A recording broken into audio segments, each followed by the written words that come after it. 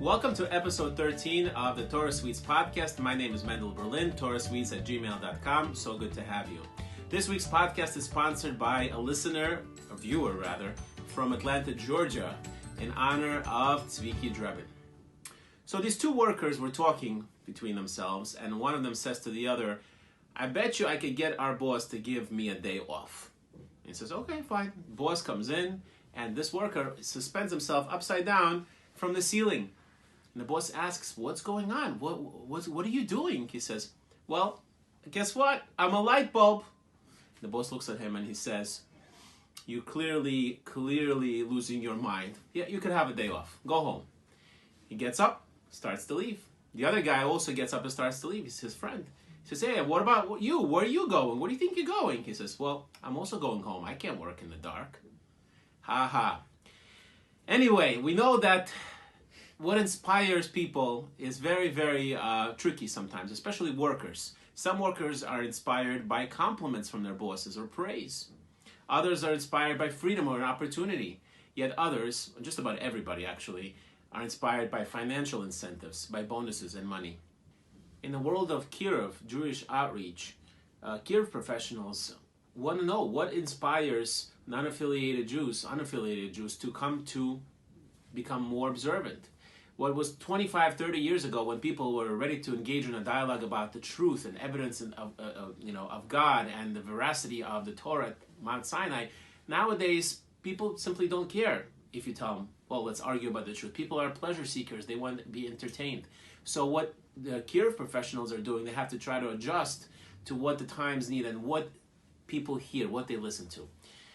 This week's Parashat Yitro begins with Vayishma Yisro, and Yisro heard. And the question is, what did he hear? Translation, what inspired him to change his life, to convert to Judaism and become Moshe Rabbeinu's father-in-law? And there are several things that actually Rashi brings down inspired him. One was the war with the Molech. And two was the revelation of the Torah at Mount Sinai. And some other opinions say the manna, the clouds of glory, and the building of the Mishkan also inspired him. But what we see from here is that the truth is that even the rabbis didn't know for sure what inspired Yisrael. Could be a number of things inspired him at different times.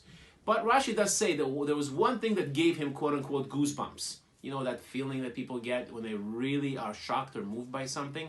And that is the poetic justice that Hashem visited upon the Egyptians. You see, the Egyptians knew that God wasn't going to bring another flood into the world, so what they ended up doing was drowning Jewish babies and Jewish children in the Nile, in the water.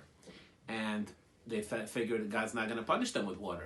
However, what they didn't realize is they themselves were going to go to their watery deaths by drowning in the Red Sea after they followed the Jewish people. The poetic justice that Hashem used on the Egyptians is something of a trademark of Hashem, and he likes to do this. Hashem does this throughout history. We see Purim is around the corner, and we know the story of Haman. What did Haman do? He built a gallows to hang Mordechai, and in a twist of poetic justice, he was the person that was hung on the gallows himself. Similarly, Haman's great-great-great-great-great-grandson, Hitler, Machshemo, he was somebody who also sought to destroy the Jewish people, and he did not allow Jewish people in universities. At that point in time, that was one of the things that was forbidden. And he exiled a fellow young man, a scientist by the name of Albert Einstein.